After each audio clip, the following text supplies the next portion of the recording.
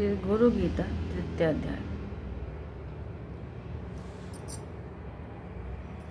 अथ काम्य जप स्थानम कथयामि वरानने सागरांते सरितीरे तीर्थे हरिहरालये शक्ति देवालये गोष्ठे सर्वदेवालये शुभे वटश्च धात्रा मूले च वठे वृंदावने तथा। हे सुमुखी, अब सकामियों के लिए जप करने के स्थानों का वर्णन करता हूँ। सागर या नदी के तट पर, तीर्थ में, शिवालय में, विष्णु के या देवी के मंदिर में, गौशाला में, सभी शुभ देवालयों में, वट वृक्ष के या आंवले के वृक्ष के नीचे, मठ में, तुलसी वन में, पवित्र निर्मल स्थान में नित्यानुष्ठान के रूप में अनासक्त रहकर मौन पूर्वक इसके जप का आरंभ करना चाहिए।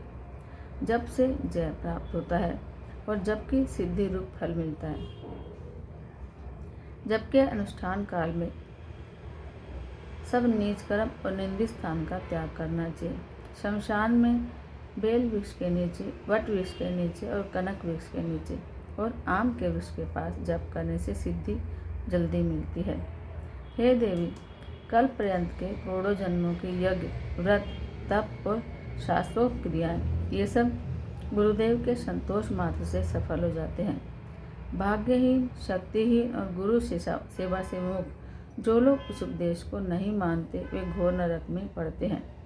जिनके ऊपर श्री गुरुदेव की कृपा नहीं है, उनकी विद्या, धन, बल और भाग्य निरर्थक है। हे पार्वती, उनका अधोपतन होता है। जिनके अंदर गुरु भक्ति हो, उनकी माता धन्य है, उनका पिता धन्य है, उनका वंश धन्य है, उनके वंश में जन्म लेने वाले धन्य हैं, सारी धरती माता धन्य है।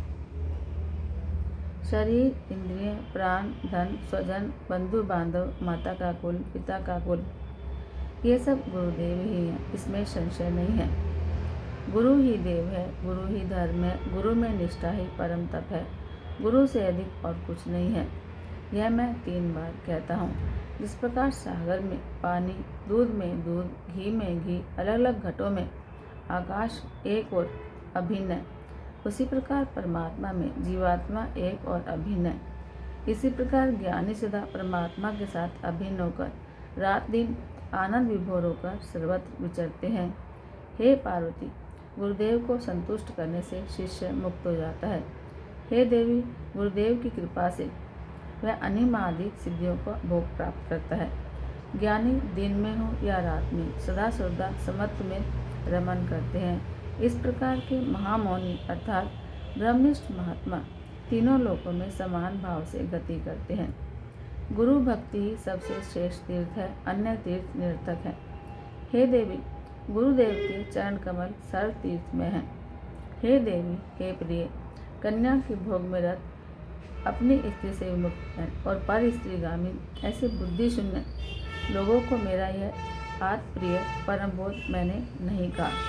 अभक्त, कपटी, धूर्त, पाखंडी, नास्तिक इत्यादि को यह गुरु गीता कहने का मन में सोचना भी नहीं चाहिए।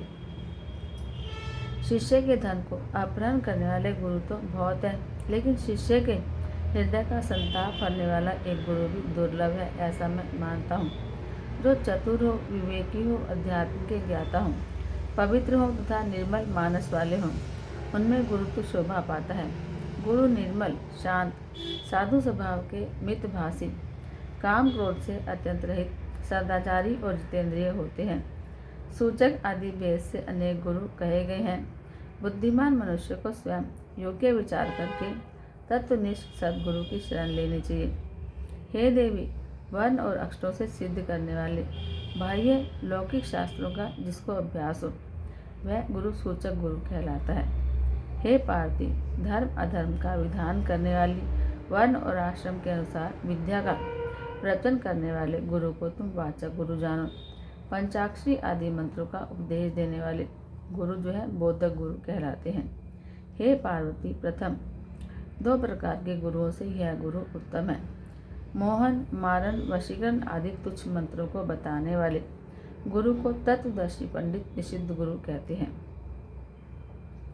हे प्रिय, संसार अनित्य और दुखों का घर है, ऐसा समझकर जो गुरु वैराग्य का मार्ग बताते हैं, वे विहित गुरु कहलाते हैं। हे पार्वती, तत्वमसि आदि महावाक्यों का उपदेश देने वाले और संसार रूपी रोगों का निवारण करने वाले गुरु जो है कारणाख्य गुरु कहलाते हैं। सब प्रकार के संदेहों का जड़ से नाश करने में जो चतुर हैं, जन्म मृत्यु और भय का जो विनाश करते हैं, वे परम गुरु कहलाते हैं, सद्गुरु कहलाते हैं। अनेक जन्मों के किए हुए पुण्यों से ऐसे महागुरु प्राप्त होते हैं। उनको प्राप्त कर शिष्य पुनः संसार बंधन में नहीं बनता, अर्थात मुक्त हो जाता है। हे पार्वती, इस प्रकार संसार में अनेक प्रकार के गुरु होते हैं। उन सब में एक परम गुरु का ही सेवन सर्व प्रयत्नों से करना चाहिए। प्रकृति से ही मूढ़, मृत्यु से भयभीत, सत्कर्म से विमुख लोग यदि दैवयोग से निषिद्ध गुरु का सेवन करें तो उनकी क्या गति होती है। निषिद्ध गुरु का शिष्य दुष्ट संकल्पों से दूषित होने के कारण ब्रह्म प्रलय तक मनुष्य नहीं होता, पशु योनि में ही रहता है। हे देवी, इस तत्व को ध्यान से सुनो। मनुष्य जब विरक्त होता है तभी वह अधिकारी कहलाता है, ऐसा उपनिषद कहते हैं। अर्थात दैव योग से गुरु प्राप्त होने की बात अलग है और विचार से गुरु चुनने की बात अलग है। अखंड एकरस नित्यमुक्त और निरामय ब्रह्म का जो अंदर से दिखाते हैं, वे ही गुरु होने के काबिल हैं, वे ही गुरु होने चाहिए।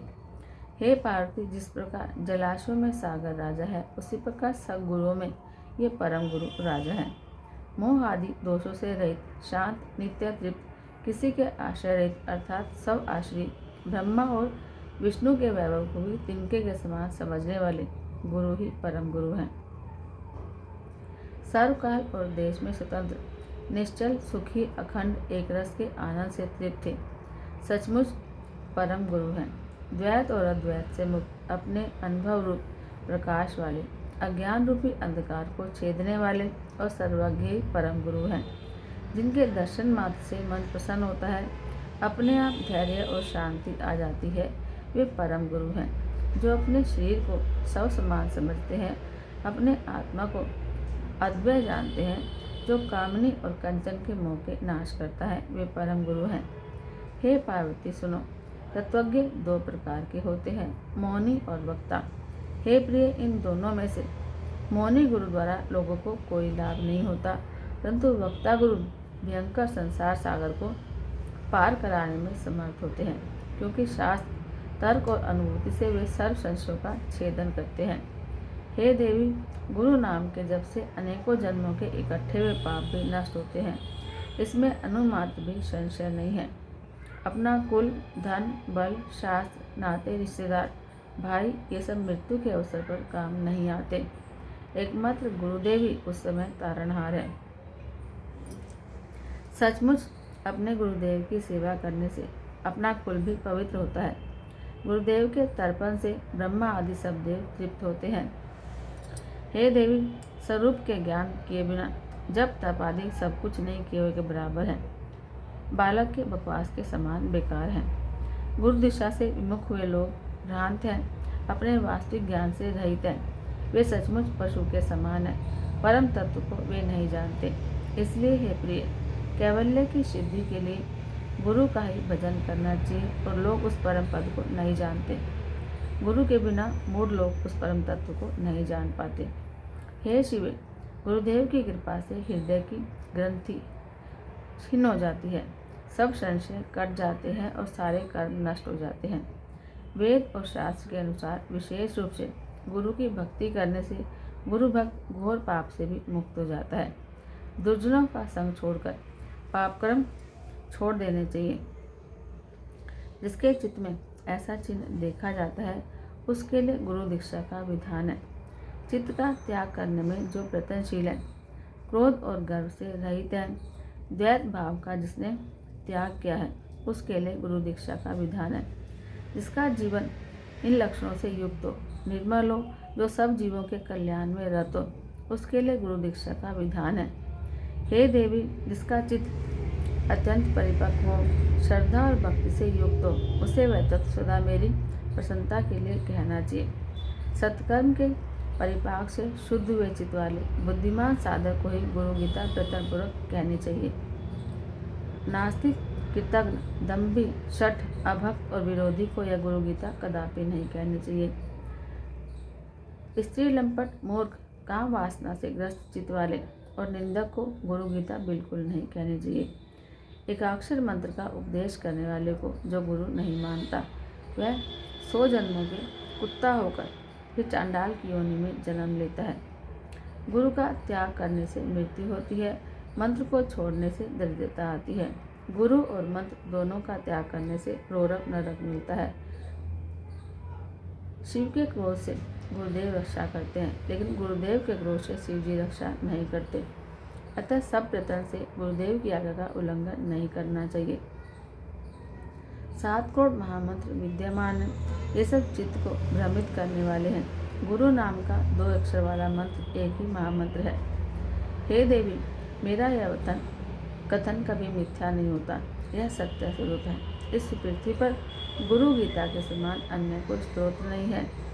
भव दुख का नाश करने वाली इस गुरु गीता का पाठ गुरु दीक्षा विहीन मनुष्य के सामने कभी नहीं करना चाहिए।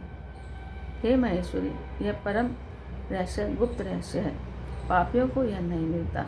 अनेक जन्मों के केवल पुण्य के परिपाक से ही मनुष्य गुरु तत्व को प्राप्त कर सकता है। श्री सद्गुरु के चरणामृत का पान करने से और उसे मस्तक पर धारण करने से मनुष्य सर्व तीर्थों में गंगा स्नान करने का फल प्राप्त कर लेता है। गुरुदेव के चरणामृत का पान करना चाहिए। गुरुदेव के भोजन में से बचा हुआ भोजन खाना, गुरुदेव की मूर्ति का ध्यान करना और गुरु नाम का जप करना चाहिए। ब्रह्मा, विष्णु, शिव सहित समग्र जगत गुरुदेव के अंदर समाविष्ट है। गुरुदेव से अधिक और कुछ भी नहीं है, इसलिए गुरुदेव की पूजा करनी चाहिए। गुरुदेव के प्रति अनन्य भक्ति से ज्ञान के बिना भी मोक्ष पद मिलता है। गुरु के मार्ग पर चलने वालों के लिए गुरुदेव के समान अन्य कोई साधन नहीं है। गुरु की कृपा प्रसाद से ही ब्रह्मा, विष्णु और शिव यथाक्रम जगत की सृष्टि, स्थिति और लय करने का सामर्थ्य प्राप्त करते हैं। हे देवी, गुरु यह 2 अक्षर वाला मंत्र सब मंत्रों में राजा है, श्रेष्ठ है। स्मृतियों, वेदों और पुराणों का वह सार ही है, इसमें संशय नहीं है। मैं ही सब हूँ, मुझ में ही सब कल्पित है, ऐसा जान जिसकी कृपा से हुआ है, ऐसा ज्ञान जिसकी कृपा से मिला है। ऐसे आत्मस्वरूप श्री गुरुदेव के चरण कमलों में मैं नित्य प्रणाम करता हूँ। हे प्रभु, अज्ञान रूपी अंधकार में अंधे बने हुए और विषयों से आक्रांत चित्त वाले मुझको ज्ञान का प्रकाश देकर कृपा करो। इति श्री स्कांद उत्तरखंड उमा महेश्वर संवादे श्री गुरु गीतायाम 3य अध्याय। जय जय श्री हरि।